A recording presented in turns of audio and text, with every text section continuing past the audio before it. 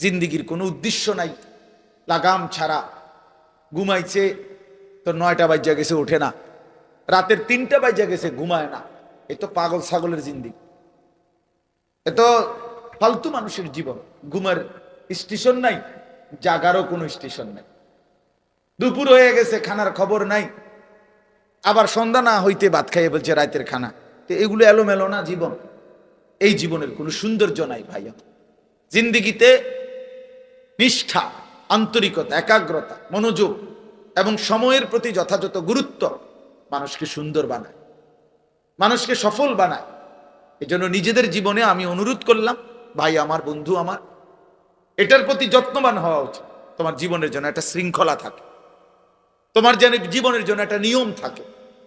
তুমি সময় অসময় নির্ধারণ করা যে আমি কখন কোন কাজটা করব, শুধু শুধু সময় নষ্ট না করা।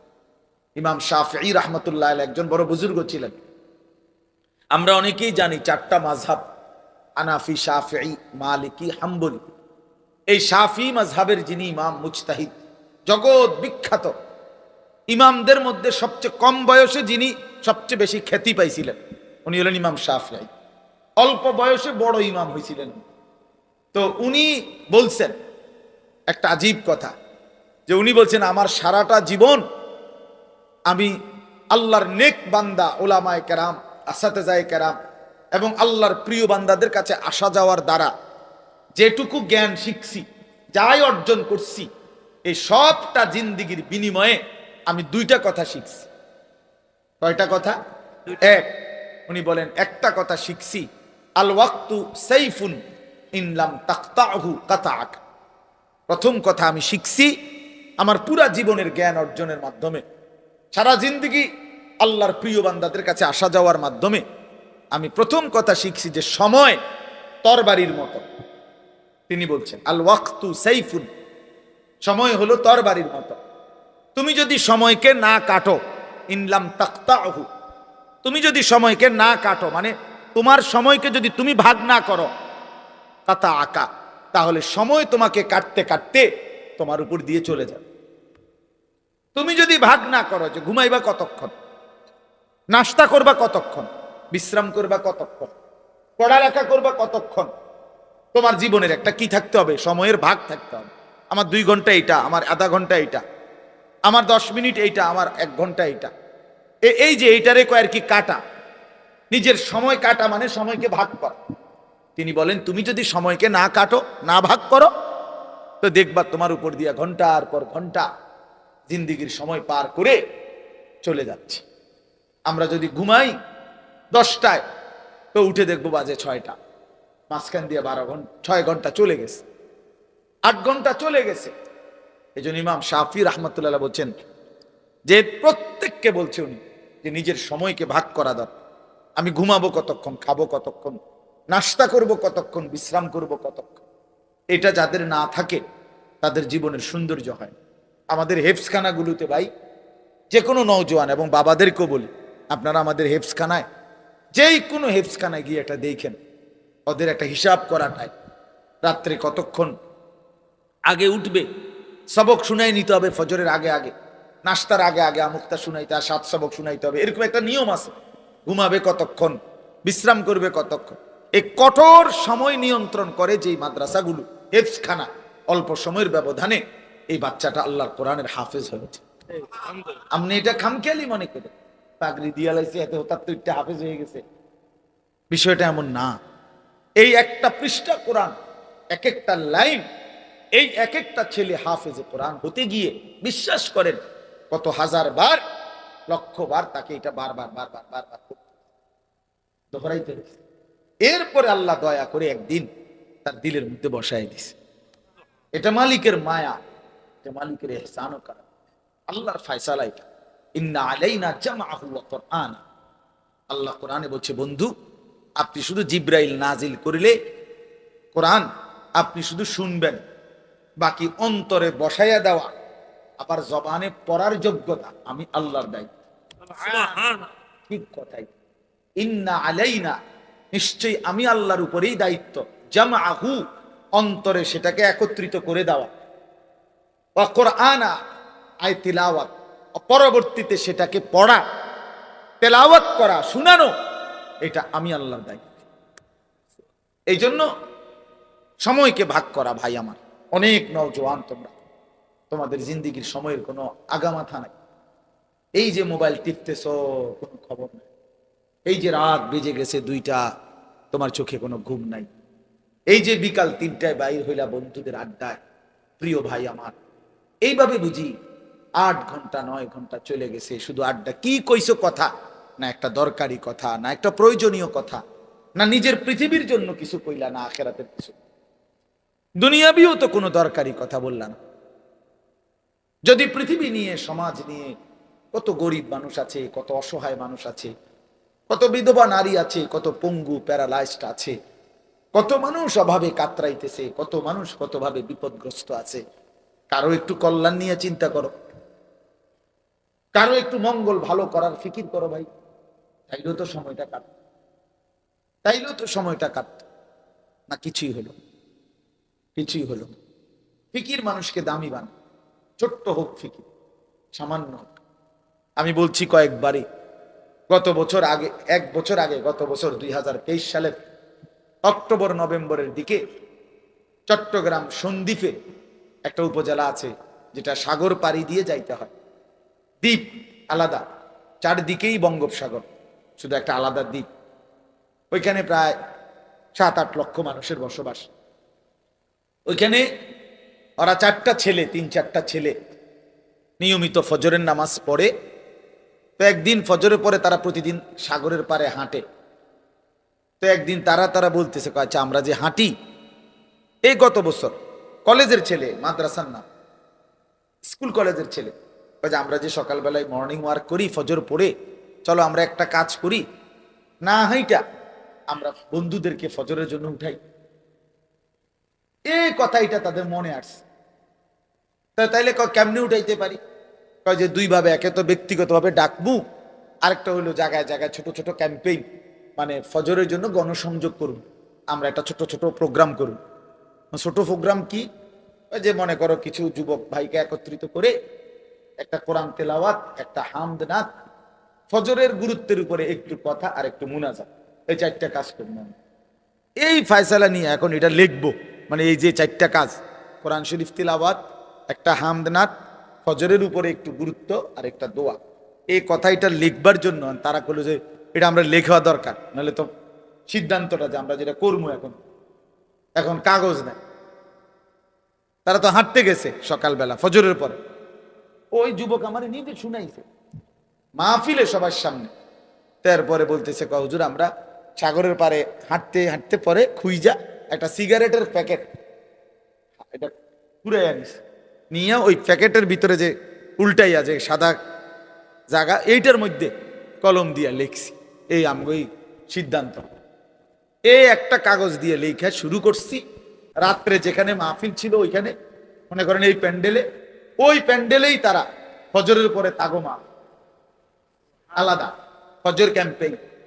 তো এরপরে ফজরের পরে আমি মসজিদে আপনার তসবি পড়ে 10-15 মিনিট বাইরেছি।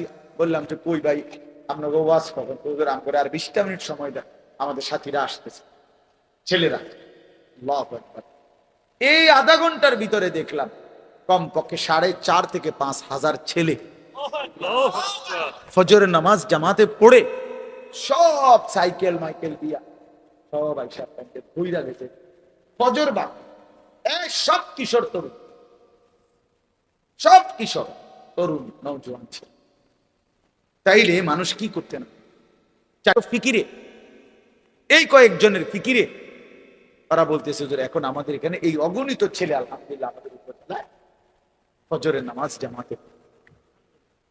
এই জন্য ভাই আমার ফিকির ভালো, ফিকির করি। তুমি শুধু শুধু আড্ডা দিই, কি কইলা? এই বেডির কথা, মাইয়ার কথা, অসভ্য কথা, নোংরা কথা, অশ্লীল কথা, কি লাভ হইলো কইয়া? কতক্ষণ মুখটা নষ্ট করলা, কি মজা হইল? কিছু অসৎ বন্ধু ওইগুলা হয়তো একটা হাসি দিছে, চিৎকার দিছে, একটা লাঠি দিচ্ছে, হ্যাঁ পাগলের মতো, ছাগলের মতো, তার সিরার মতো, আর নাই তো কি? এটা কি কোনো মজা হইল কিছু? এজন্য নিজের ফিকির, মানুষের ফিকির, কল্যাণের ফিকির কর। আমরা ছোটবেলায় যখন স্কুলে পড়ছি, প্রাইমারি স্কুলে, তখন স্কুলের চতুর্থ শ্রেণী বা পঞ্চম শ্রেণী হবে আমাদের সময়, প্রাইমারি স্কুলের পঞ্চম, ওই যে 1990-91 সনের কথা বলতেছি, তখন আমরা প্রাইমারি স্কুলের বাংলা বইতে পঞ্চম শ্রেণীতে একটা গল্প পড়ছি, 10 মিলে করি কাজ। এই গল্পের নাম একদ্দুর না হারিজিতি নাহিলাজ, এটা ছিল না লাইনে, মানে ছিল দূরে, 10 মিলে করি কাজ। তো এটা একটা গল্প। ওইটা গল্পটা কি, আমাদের এই কুমিল্লা এখনো জায়গাটা আছে, কুমিল্লা একটা জায়গা আছে কোটবাড়ি বিশ্ব রোড। তো কোটবাড়ি বিশ্ব রোড দিয়ে সোজা টমসম ব্রিজ যাওয়া যায় কুমিল্লা শহরে। মাঝখানে একটা জায়গা আছে বলরামপুর, দিদার এলাকা, এটার নাম, এলাকাটার নাম। এইখানে একটা সমিতি আছে, দিদার সমিতি, এখনো আছে সমিতিটা, আপনারা গেলেও দেখতে পারেন। এইখানে ওই সময় আমরা বইয়ে পড়ছি এই সমিতিটার কিভাবে গড়ে উঠছে, এই গল্পটা ওই বইতে ছিল আমাদের স্কুলের বই। আমি যে সময় 5-এ পড়ছি, কি লিখছে, 10 জন রিক্সাওয়ালা, ওরা একদিন বসে চিন্তা করছে যে প্রতিদিন মোট আমরা যে কয় কাপ চা খাই, এখান থেকে আমরা প্রত্যেকে 1 কাপ চা কম খাবো, খাইয়া ওই 1 কাপ চার টাকাটা আমরা 10 জনে জমাইয়া আমরা একটা সমিতি করি। এই সমিতিটাই এই 1 কাপ চা হয়তো কত 25 পয়সা 50 পয়সা, কত আগের কথা না, এরকম ছিল। তো এইটুকু প্রতিদিন 1 কাপ চা কম খাইয়া ওই টাকাটা তারা 10 জনে জমাইতো, একটা সমিতি করছিল। সেই সমিতিটাই দিদার সমিতি, এশিয়া মহাদেশের মধ্যে সবচেয়ে বৃহৎ সমিতি, গোটা বাংলাদেশের না, গোটা এশিয়া মহাদেশের মধ্যে বর্তমানে বিখ্যাত সমিতি। ওই সময় এই গল্প আমরা পড়ছি যে মানুষ 10 মিলে করি কাজ, অর্থাৎ 10 জন রিক্সা ড্রাইভার এই ছোট্ট ফিকিরটুকু করাতে কি বরকত। আমার ভাই, আমার বন্ধু, আমার কথা এটা শেষ এই প্রসঙ্গে। অর্থাৎ আমি এটা বুঝাইতে চাচ্ছি, ইমাম শাফিঈ রাহমাতুল্লাহ আলাইহি বলছে, তুমি সময়কে ভাগ করো, তাইলে জিন্দেগি দামি হবে। আমাদের বাংলাদেশের একজন বড় বুজুর্গ আলেম ছিলেন, বাংলাদেশের মর্দে মুজাহিদ ছিলেন, হাটহাজারী হজরত আমিরে হেফাজত আল্লামা শাহ আহমদ শফি রাহমাতুল্লাহ আলাইহির পরে যিনি হেফাজতে ইসলামের দ্বিতীয় সর্বোচ্চ ব্যক্তি ছিলেন, যিনি সিনিয়র নায়েবে আমির ছিলেন হেফাজতে ইসলাম বাংলাদেশের, আল্লামা নূর হুসাইন কাসিমি রাহমাতুল্লাহ আলাইহি, যিনি মৃত্যুর 1 ঘন্টা আগেও এই আওয়ামী ফ্যাসিস্ট আমলে কোনদিন 1 বিন্দুর জন্য ঘাড় নোয়ায়নি। এত সাহসী ছিল, এত সাহসী ছিল, প্রচন্ড সাহসী ছিলেন হুজুর, একেবারে মাজুর হয়ে গেছেন। তখনও উনি কারো কাছে ঘাড় মাথা নোয়ায় নাই কোনোদিন, প্রতিটা অন্যায়ের বিরুদ্ধে উনি কথা বলতেন। তখন উনি একদিন কুমিল্লা অনেক আলেমদের মধ্যে বয়ান করতেছিলেন, আমাদেরকে আলেমদের আলাদা নসিহত। আমাদের কুমিল্লার প্রখ্যাত আলেম আল্লামা মুফতি শামসুল ইসলাম জিলানী দামাত বারাকাতুহুমুল আলিয়ার মাদ্রাসায় আশরাফিয়া, ওই মাদ্রাসায় হুজুরে বয়ান করছে আমাদের আলেমদের জন্য, আমিও ছিলাম বসা। হুজুরে তখন একটা কথা বলছিলেন আমগরে আলেমদেরকে, মৌলানারা নূহ আলাইহিস সালামের হায়াত নিয়ে আসো নাই, হায়াত একদমই অল্প, খুব কাজ করো, বেশি করে করো, আরো করো। কারণ আসলে তো আমরা নূহ আলাইহিস সালামের হায়াত 950 বছর, তা আমরা কি 950 বছর হায়াত নিয়ে আসছি? তো তাইলে তুমি যদি মনে করো আমার সময় তো বহুত আছে, আমি 100-200 বছর নাইলে খামখেয়ালি করলাম, ফুর্তি করি না, বছর 200 100-200 বছর আস্তে আস্তে 900 বছর, এত আমল দিয়ে করমু কি? কথা বলে এমন আমাদের হায়াত। তাই দেখতে দেখতে ফুরায় আছে, দেখতে দেখতে ফুরায় আছে। আল্লামা মামুনুল হক দামাত বারাকাতুহুম, জাতির এই সিংহ শার্দুল আজকে প্রচন্ড অসুস্থ, এখন হসপিটাল। আমার ডাক্তার আমারে এখন চোখের ডাক্তার দেখে আমারে বলতেছে, হুজুর স্বাভাবিকতার চাইতো আপনার চোখের লেন্সের পাওয়ার কমে যাচ্ছে একটু বেশি, অর্থাৎ স্বাভাবিকভাবে এতটা কমে যাওয়ার কথা না, ঘুমাননি ঠিক মতো, ডায়াবেটিস আসেনি, বিশ্রাম পরিশ্রম খুব বেশি করেন কিনা, ইত্যাদি ইত্যাদি জিজ্ঞাসা। আমি মাতি না, আমি জানি এতে যদি আমি কই হে বুঝবো না, যে না হে কবো কি কয় হুজুরিরে কি কয়, এইভাবে বুঝি দৌড়ায় মানুষ। মানে আমগোই ব্যস্ততা শুনলে সে কোনো বিশ্বাস করবে, এগুলো তো এই জন্য বললাম ভাইয়া, দেখতে দেখতে হায়াত শেষ। ছেলেরা আমার, দেখতে দেখতে জীবন শেষ হয়ে যাবে। দোস্তাম, আল্লাহকুমুত তাকাসুর হাত্তা যুরতুমুল মাকাবির। আল্লাহ বলে, হায় বান্দা, দুনিয়া বাড়ানোর নেশা তোমাদেরকে ডুবাইয়া দিল, আখিরাত ভুলাইয়া দিল। এরই মাঝে একদিন কবরস্থানেই পৌঁছে গেল। হাত্তা যুরতুমুল মাকাবির, একদিন কবরস্থানে পৌঁছে। খাটের বানানি শেষ হয়েছে না, তুমি কবরে। সোফা শেষ হয় নাই, দোতলার ছাদ ঢালাই হয় নাই, তিনতলা শেষ হয় নাই, এরই মাঝে তুমি কবর। কত স্বপ্ন, কত পরিকল্পনা, বাড়ি গাড়ি নারী সব রেখে একদিন অমীমাংসিত রেখা, অপূর্ণ রেখেই তুমি একদিন কবরে চলে আসবা। অথচ আখিরাতের কিছুই করলা না, দুনিয়াও শেষ করতে পারলা না। আহা বান্দা, করলাটা, আহা বন্ধু, কি করো, কি করো? ছেলেরা বলো, এত নারী দেখে কি হবে শেষ পর্যন্ত? ভাইয়া, সারাদিন তোমরা যারা নারী ছবি, মোবাইল, অশ্লীল দৃশ্য দেখে, শেষ পর্যন্ত কখন থামবা? প্রিয় ভাই আমার, কোন দিন থামবা? কোন দিন থামবা? তোমার কি কোনদিন রাত ভোর হবে না? তোমার কি যৌবন শেষ হবে না? তোমার 18 বছর 20 বছরের হায়াত, এটা কি কোনোদিন আর 40 বছর হবে না?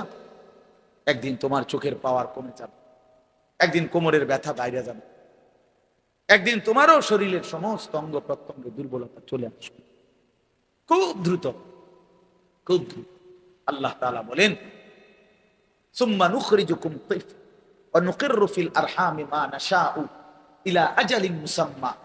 আমি মায়ের পেটে সন্তানকে একটি নির্দিষ্ট সময় পর্যন্ত রাখি। সুম্মা নুখরিজুকুম তিফলান, অতঃপর আমি আল্লাহ শিশু, এক বাচ্চা হিসাবে মায়ের পেট থেকে বের করে আনি।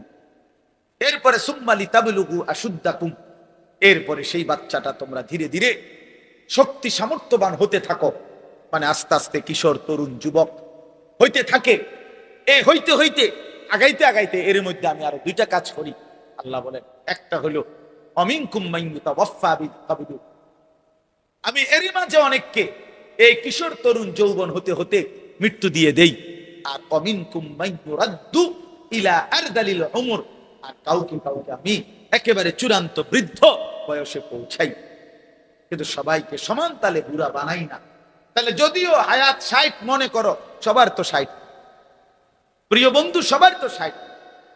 তোমার যে 60 পর্যন্ত বয়স যাবে তার কি নিশ্চয়? তোমার দাদা ঠিক আছে 60 বছর বয়স পাইছে, কিন্তু তুমি যদি না পাও,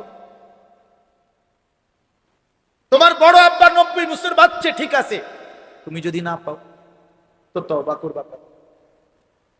তওবা করবা কখন?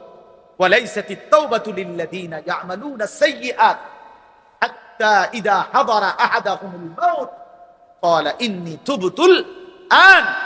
আল্লাহ বলেন, ও বান্দা, নাফরমানি করতে করতে যখন চূড়ান্ত মৃত্যু এসে যায়, মালাকুল মউত আজরাইল পৌঁছে যায়, মৃত্যুর গড়গড়া, মানুষের মৃত্যুর পূর্বে শেষ একটা শ্বাস টান উঠে, এই গড়গড়া যখন এসেই যাবে, আল্লাহ বলে, তখন তো সব নাফরমান বান্দাই বলবে, আল্লাহ আমি এখন তওবা করলাম।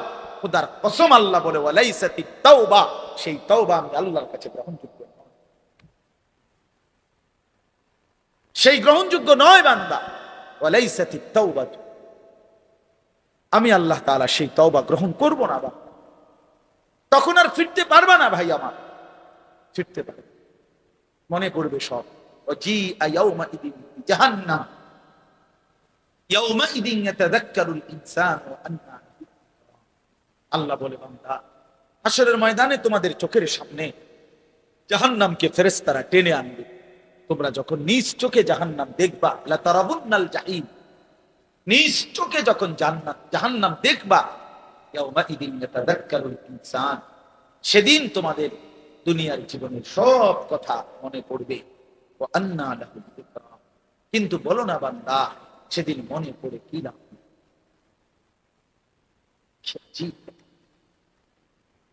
ওয়া আন্না লাহুল যিকরা, বলো না বান্দা, মনে পড়ে কি হবে? সেদিন বুঝে লাভ কি হবে? আল্লাহ লাউ তা'লামুনা ইলমাল ইয়াকিন, আজকে যদি কোরআন থেকে শুনে, রাসূলের হাদিস শুনে, উলামায়ে কেরামের নসিহত শুনে আজকে যদি বিশ্বাস করতা কত না ভালো হতো। এটা কোরআনের আয়াত। আল্লাহ বলেন আজ যদি বুঝতা বান্দা তাহলেই খুব ভালো হতো। কিন্তু একদিন তো দুই চোখে জাহান্নাম দেখবা, নিজ চোখেই দেখবা বান্দা, সেদিন সব বুঝবা কিন্তু লাভ কি হবে? ইয়াউমা ইউকশাফু আন সাকিন ওয়া ইউদআউনা ইলা সুজুদি ফালা ইস্তাতিউন। আল্লাহ বলে যেদিন হাসরের ময়দানে তোমাদের সকলকে সারা দেহ বিবস্ত্র করে, সম্পূর্ণ বিবস্ত্র শরীরে কাপড়বিহীন দাঁড় করানো হবে, সেদিন আল্লাহর ফেরেশতা ডাক দিয়ে বলবে, নাফরমান, তোর জীবনে যেই সেজদাগুলো ছুটে গেছে নাফরমান, আজকে হাসরের ময়দানে সেই সেজদাগুলো দে। আল্লাহর কসম বন্ধু, আল্লাহ কোরআনে বলছে ফালা ইস্তাতিউন, লক্ষ কোটি বার চেষ্টা করেও বান্দা সেদিন হাসরের ময়দানে একটা সেজদাও আর দিতে পারবা না। আজ তো পারতা, কেন নামাজ পড়লা না? কেন নামাজ পড়লা না? বলো ভাইয়া, কি লাভ হবে আমার মহব্বত কইরা? একদিন শুনবা আনিসুর রহমান আশরাফি নামে এক বক্তা ছিল, ওই মরে গেছে। একদিন শুনবা বন্ধু, ওই মাওলানা আমগো এলাকায় সব সময় আসতো, সে মরেই গেছে। মৃত্যু তারে খবরে পৌঁছায় দিবে, কি লাভ হবে? তুমি পছন্দ করলেও তো আমারে রাখতে পারবা না, আমি পছন্দ করলেও তো তোমারে রাখতে পারবো না বন্ধু। সব তো মালিকের খবরে চলে যেতে হবে। হাত্তা যুরতুমুল মাকাবির, আল্লাহ বলে একটা সময় তো কবরেই পৌঁছে যাবা। আল্লাহ সাউফা তা'লামুন, তখন বান্দা কবরে সেই জানতে পারবা নাফরমানির পরিণতি কি। নাফরমানির পরিণতি কি? আল্লাহ আমাকে বুঝতে আমিন। হ্যাঁ, এজন্য আফসোস করতে হবে ভাই, আমাদের আফসোস। এতগুলো ছেলে তোমাদের কাছে আমি হাত জোর করে বলি, কতদিন বলতে পারবো তাও তো জানি না, আর কয় বেলা বলতে পারবো তাও তো জানি। হাত জোর করে বলি ভাই, নামাজ পড়ো। কেন নামাজ পড়বো? নামাজে অনেক শান্তি, নামাজে অনেক তৃপ্তি, নামাজে অনেক আল্লাহর কোরআন অনেক সুন্দর, অনেক শান্তি। তুমি পড়ে দেখো, ওই নারীর ছবিতে শান্তি নাই। অশ্লীলতায় শান্তি হয় না, অতৃপ্তি বাড়ে, আরো দেখতে মন চায়। তাইলে তো তৃপ্তি হবে, তাইলে তো তৃপ্তি। স্বামী স্ত্রী তো তৃপ্তি হয় হালাল ভাবে, কিন্তু অসভ্যতা জিনা ব্যভিচারে তৃপ্তি। ওই জানোয়ারের ক্ষুধা আরো বাড়ে, যৌন ক্ষুধা। ওই জানোয়ার একসময় কুত্তার মতো, শুয়োরের মতো ব্যভিচারী, অসভ্য, নারী লোভী, একদিন কুকুরের মতো। ইন তাহমিল আলাইহি ইয়ালহাস, এরপরে কি আও তাতরুকহু ইয়ালহাস। জানেন না এটার অর্থ নিয়ে কি বুঝবেন মনে না? আল্লাহ তাআলা বলছে কুত্তার স্বভাব, ফামাসালুহু কামাসালিল কালব, এই কালব তো কুত্তা। আল্লাহ বলছে দুনিয়া নবী কুত্তার মতো। মানে কি? ইন তাহমিল আলাইহি ইয়ালহাস আও তাতরুকহু ইয়ালহাস, তার উপরে বোঝা চাপাই দিল, জিহ্বা বাইর করে দেয়, ছাইরা দিল, জিহ্বা বাইর করে। এটা অর্থ, আয়াতের অর্থ নিয়া আল্লাহ বলছে নাফরমান কুত্তার মতো। কুত্তা এটা, মাসালুহু কামাসালিল কালব। কালব অর্থ কি? কুকুর, কুকুর, কুকুর, কুত্তা। তার উপরে ভারী বোঝা দিল, সে জিহ্বা বাইর করে দিবে। তারে যদি ছেড়ে দাও, মানে বোঝা নাই, তার কাঁধে কোনো ভারী কিছু নাই, এরপরও জিহ্বা বাইর করে। কুকুর এমন কথা বলো, এই এই অপদার্থ, কথা বলো কেন? তোমার অসুবিধা হলে বাইরে যাও,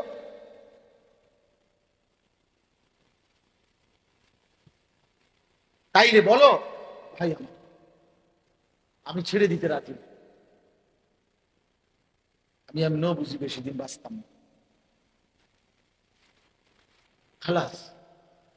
কিন্তু এটা আমাদের বোঝা উচিত। কেন গুনাহ করবা ভাইয়া?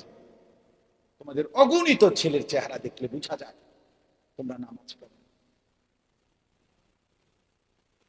তোমাদের চেহারা দেখলে বুঝ, তোমাদের চেহারা কালো,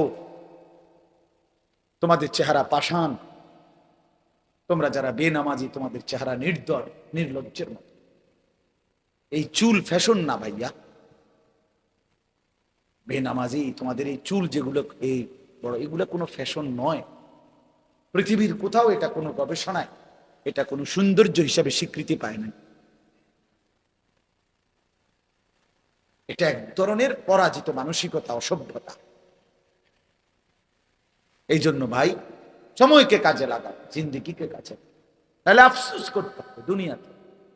এই নারী ছবি অস্থির দৃশ্য নিয়ে যারা জীবন কাটায়, দুনিয়াতেও তার লাঞ্ছনা হয়, এক সময় প্রয়োজনের মুহূর্তে শারীরিক সক্ষমতা আর থাকে না, কষ্টই পায়, দুঃখে দুঃখে মরে, দুঃখে দুঃখে অন্ধকারে কাঁদে।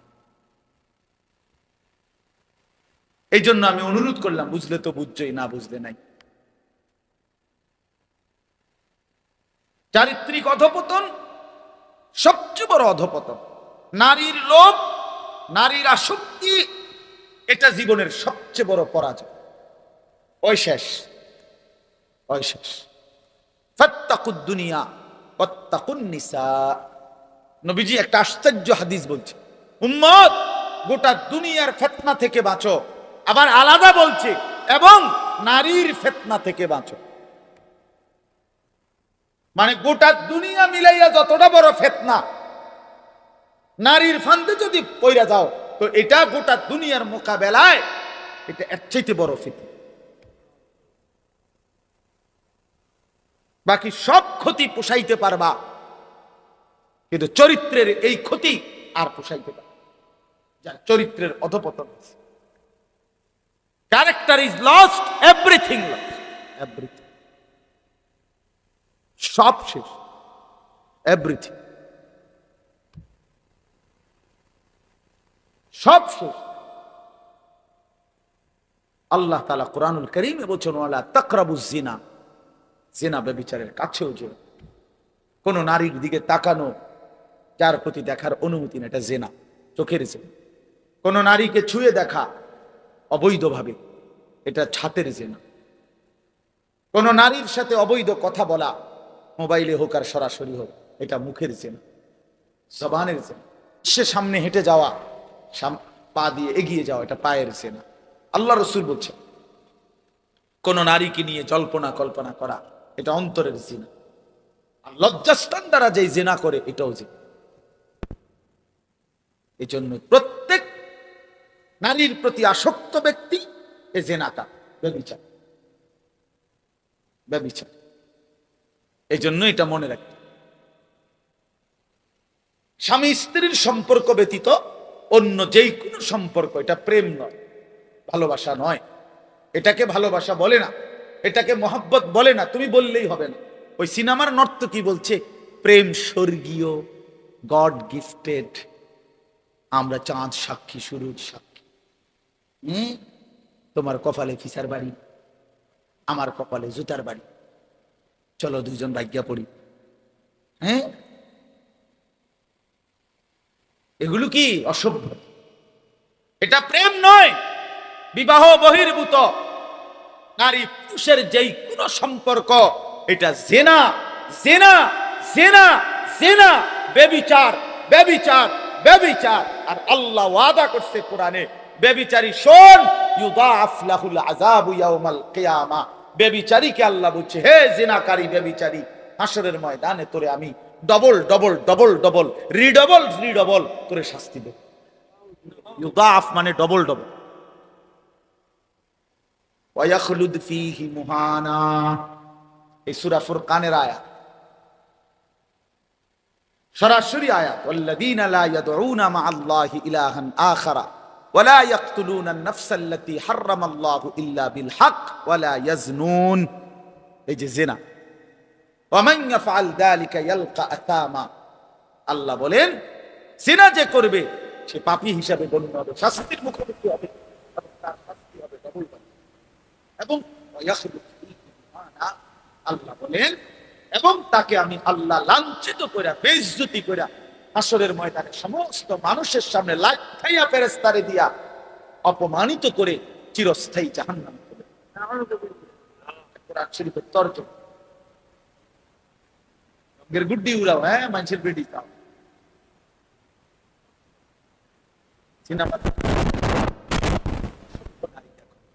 যার নিজের কোনো চরিত্র নাই, যে নারী, সে তোমারে কি সুখ দিবে? সে কিভাবে সুখ দিবে? আল্লাহ আমাদেরকে বুঝার তৌফিক দান। আমিন। এরপরের আয়াত আল্লাহ বড় সুন্দর বলছে, আজীব, হতাশ করে নাই আমাদের, আল্লাহ নিরাশ করেন। ওহ, মালিক বড় মেহেরবান। কয় যে ইল্লা মান তাবা, তবে কেউ যদি তওবা করে ফিরে আসে, ওয়া আমানা, আমি আল্লাহর উপরে ঈমান রাখে, ওয়া আমিলা আমালান সালিহান, নেক আমল করতে শুরু করে, আল্লাহ বলে বান্দা তাহলে আমি ওয়াদা দিলাম, ফাউলাইকা ইউবাদদিলুল্লাহু সাইয়্যাতিহিম হাসানাত, তোর পিছনের সব গুনাহ আমি মাফ করে গুনার পৃষ্ঠাগুলো আমি নেকি দিয়া পূর্ণ করি। সুবহানাল্লাহ। ওয়া কানাল্লাহু গফুরার রহিমা, কারণ আমি খুব বেশি ক্ষমাশীল, দয়াবান। যদি বান্দা ছেড়ে দাও তাইলে আমি মাফ করে দেব, গুনার পৃষ্ঠা নেকি দিয়ে পূর্ণ করে দেব।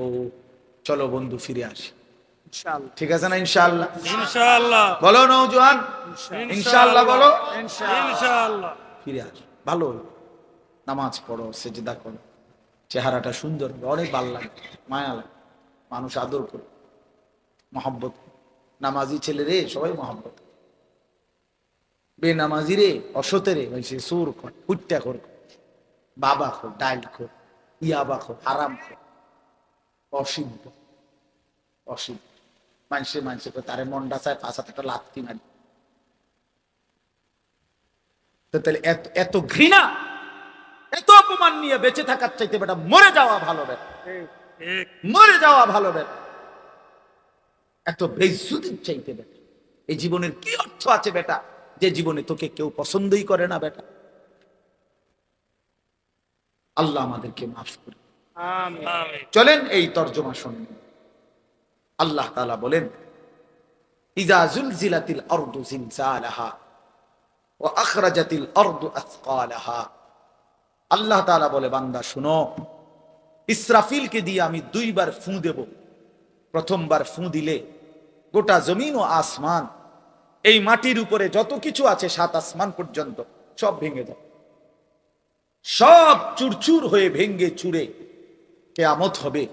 এবং সমস্ত কিছু মা সেওয়াল্লাহ, আল্লাহ ব্যতীত সবকিছু মাটির নিচে চলে যাবে। এক কথায় বলল, এই হলো কিয়ামত। এই হলো কি? কিয়ামত। ইযাস সামাউন ফাতারাত ওয়া ইদাল কাওয়াকিবুন তাসারাত ওয়া ইদাল বিহারু ফুজ্জিরাত ইযাস সামাউন শাক্কাত। এই ওর অনেক আয়াত আছে। তাহলে 1 নাম্বার ইসরাফিল আল্লাহ ফু দেওয়াইলে সারা পৃথিবীর সবকিছু ভেঙ্গে চুরে মাটির নিচে দাফন হয়ে যাবে। এবার জমিনের উপরে, মাটির উপরে আর কিছু নাই, আছে শুধু একজন, তিনি আল্লাহ। হাদিসের মধ্যে আছে আল্লাহ তাআলা নিজে ডাক দিবে এই অবস্থায়, চারিদিকে কেউ নাই। আল্লাহ তাআলা বলবেন, আইনাল মুলুক, বাদশারা তোরা কইরে, আইনাল জব্বারুন, অহংকার করতি, বড়াই করতি, তোরা কই? আইনাল মুতাকাব্বিরুন, গর্ব করতি যারা, তোরা কই? আয় আয়, ফেরাউন তুই কই, আয়। কেউ না। আল্লাহ নিজেই বলবেন, লিমানিল মুলকুল ইয়াউম, আজ রাজত্ব কার? আল্লাহ। কইতে কইবেন আপনি আছেন? না না, সেদিন কেউ না। আল্লাহ নিজেই বলবে, লিল্লাহিল ওয়াহিদিল কাহ্হার, এই কথা আল্লাহই বলবে। আজ রাজত্ব শুধুই এক প্রবল প্রতাপান্বিত মহাপরাক্রমশালী একক আল্লাহ। সুবহানাল্লাহ। আচ্ছা, আজীব কথা বোঝেন নাই তো, মানে আল্লাহ তাআলা এখানে এসে বলার শব্দের ঢং বদলায় গেছে। দুনিয়াতে আল্লাহ প্রত্যেকবার কইছে আমি গফুর, আমি রাহিম, আমি গফুর, আমি রাহিম, ক্ষমাশীল, দয়াবান। আজকে যখন বিচারের টাইম হইছে হাসরের ময়দানে, অহন কয় কি লিল্লাহিল ওয়াহিদিল কাহ্হার। হায় হায়, শব্দই বদলাই লাইলেন মালিক। আল্লাহ বদলাই ফেলছে শব্দ। আজকে আমি শুধু রহমান আর রাহিম, গফুর না বান্দা, আজকে আমি মহা পরাক্রমশালী। আজ আমি দেখাবো তোরে আমি কি করতে পারি। আজগা টাঙ্গাইয়া ফিডু মুনাফরমান, বাদুগা খাওয়াইছি, কদ্দুর ঘুম যাইতে দিছি, তুমি মনে করছো আমি তোমারে আর কিচ্ছু বলবো না, তুমি সারা রাত বেড়ি চাইয়া শেষ করে লাইলা।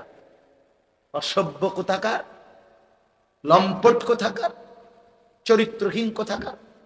কেন আমার রাত শেষ করে দিলি বান্দা? আমি এজন্য রাত দিয়েছিলাম। 365 দিনে কোনদিন ফজরের নামাজ পড়লি না বেঈমান? এমন শক্ত নাফরমান কেমনে হইলি? এত বড় বেঈমান কেমনে হইলি নাফরমান? কি মনে করছিলি আমি মালিক ধরবো না? হ্যাঁ, আল্লাহ তাআলা বলেন এরপরে একটা লম্বা সময় পরে আবার ইসরাফিলকে জীবিত করে আল্লাহ বলবেন, ইসরাফিল দ্বিতীয়বারের মতো আবার ফু দাও।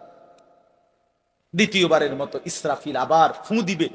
এবার আবার জমিনের মধ্যে ভূমিকম্প শুরু হবে।